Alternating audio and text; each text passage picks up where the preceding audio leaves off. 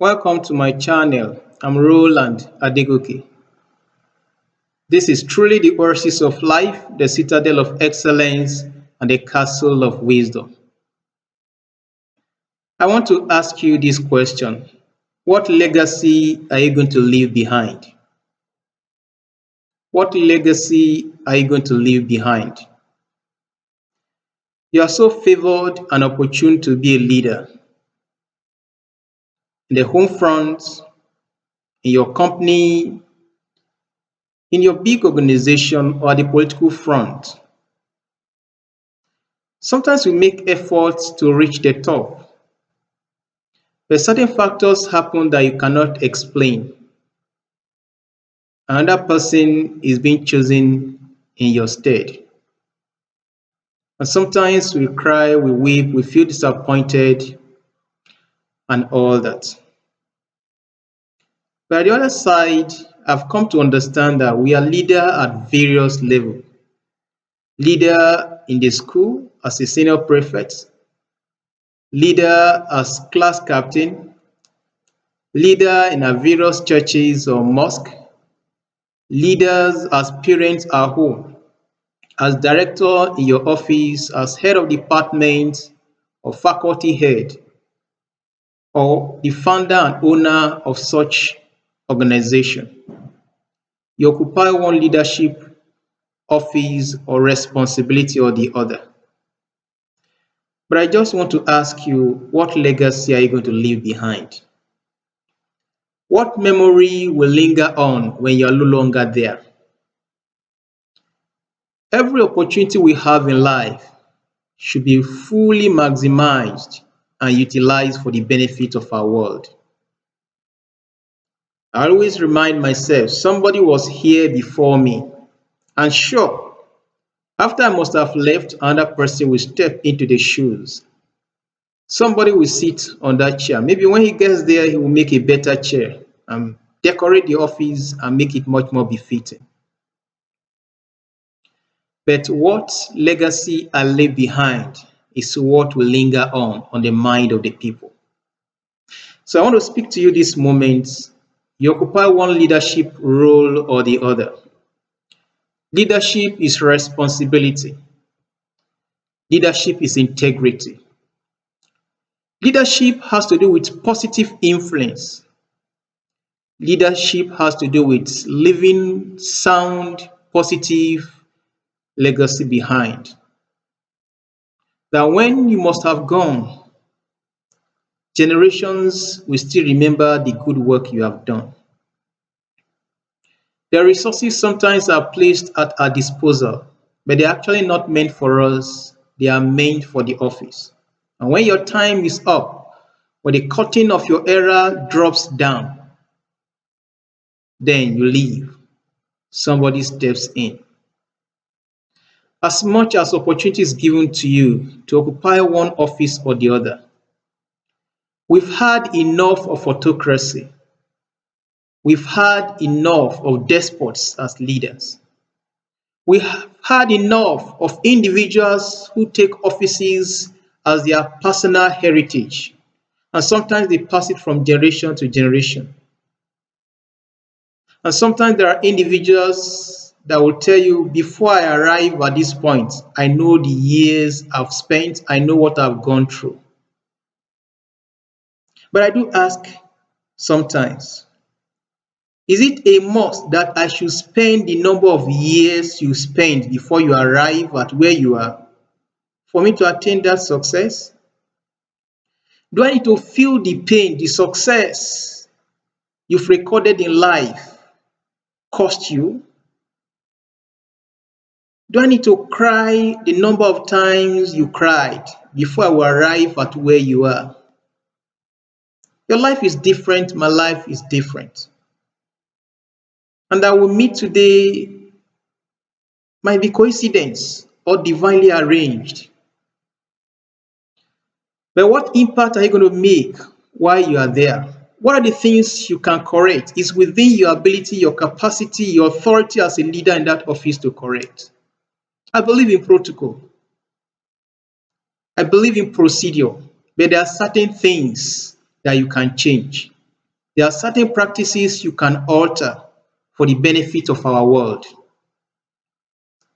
What does it cost you to make positive impact on others in the same office, on others under your tutelage or leadership?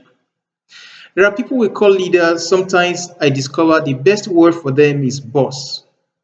They are bossy, they are dictators. They give orders, they give instruction and mandate. They don't care whatsoever you go through before this mandate is realized. That is not leadership. I'm not saying you should be so sweet that people will lick you out. And at the same time, you don't have to be bitter that people will spew you out. There should be principles you stand for. This one will not compromise this. But in the day-to-day application of the rules, of the regulations, executions of policies, you should have the human feeling. You are still human, you are still flesh and blood. There are things that the consequences are quite minimal, almost insignificant. There are certain things you look away from. There are things you correct mildly. There are some things you take decisive action. What does it cost you to ensure the salary of workers are being reconsidered and reviewed upward? What does it cost you to allow them to go for leave and rest and take time, have good time with their family members? What does it cost you to make their office befitting and much more comfortable, the working environment good enough for them to give maximum delivery? Organizational founders, those that have found great institutions, profit making is not the utmost. It's important. I must not undermine it.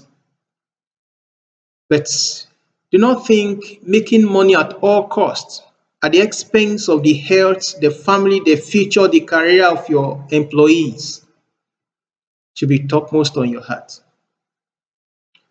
You went through tough time before you arrived here. That is painful enough. But who will break the jinx? Who will be the terminator that will change the narrative? You are in office today to make correction.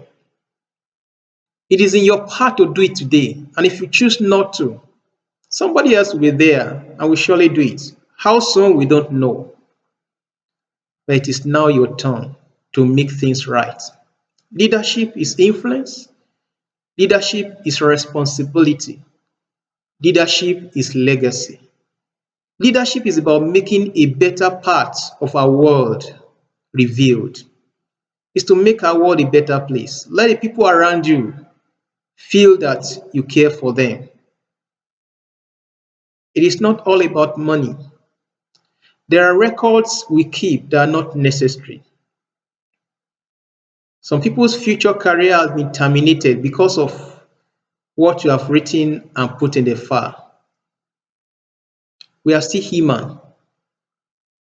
Who will ever believe that the person you are leading today, that is at the lowest rung of the ladder of leadership, will lead your nation tomorrow? Those people you are teaching as teachers today, some of them might eventually become the president, the minister, the commissioner, the president or governors tomorrow.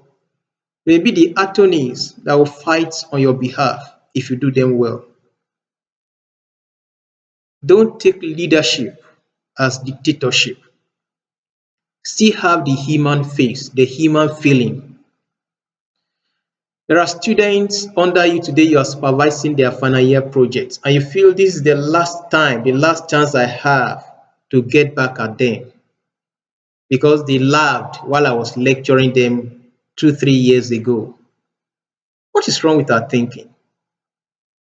Oh, these people did not vote for me during election, so throughout my 4 years in office, I will make them to feel the pain. What benefit are you going to get from it? Our followers are looking at us. We live in a robust environment, comfortable environment.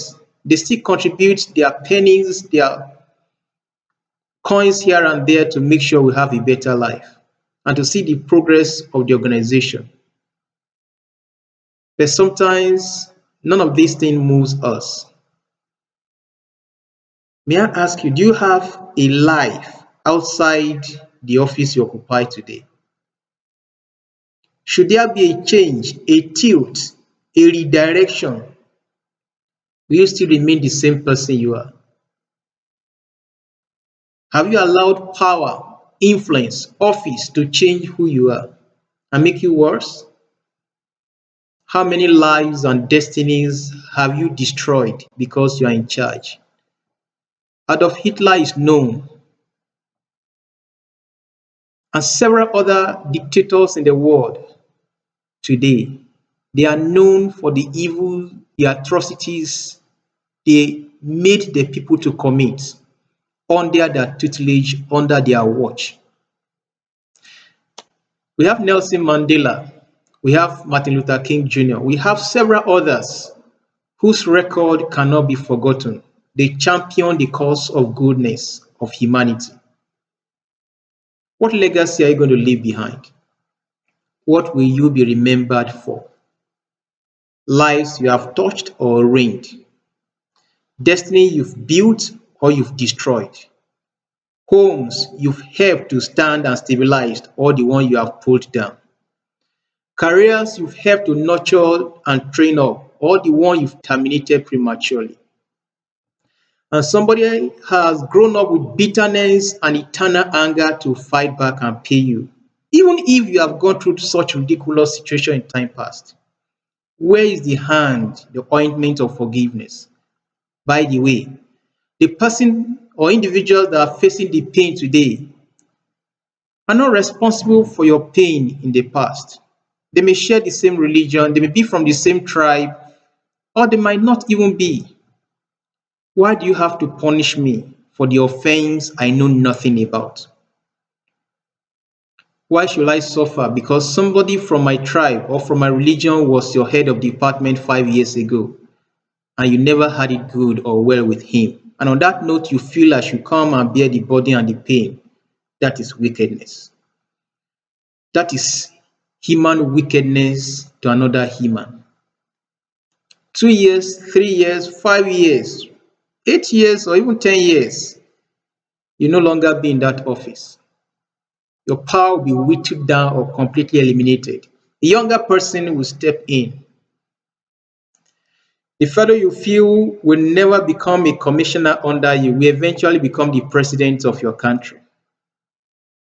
So, what will happen then? Thank God for younger minds, brilliant mind, intelligent mind who wouldn't keep the pain of the past in their heart. No matter what you have done for them, they are ready to move on. I was told the story of a professor in one of the universities in my country who ensured that this student will never graduate. Painfully enough, as destiny will have it, the young man eventually graduated. By the time this professor retired and needed to have his gratuities and benefits processed, the young boy of 10, 15 years ago is now in charge. And in a very unique way, he graduated with a very low class of degree, but he found himself in the presidency. He was the same person who pulled out the file and showed the professor, you meant evil for me, but you and I are not the same breed. I can't do it. I don't have the mind. At the high level, high tower of the academia, how many lives have you destroyed? At the higher level of religious leadership, how many destinies have you terminated? You can have a change of mind. You can treat human being as human being and leave good, godly, and remarkable legacy behind. Generations after you will remember you for good. Till I come your way next time, I remain your partner in progress, Roland Adegoke.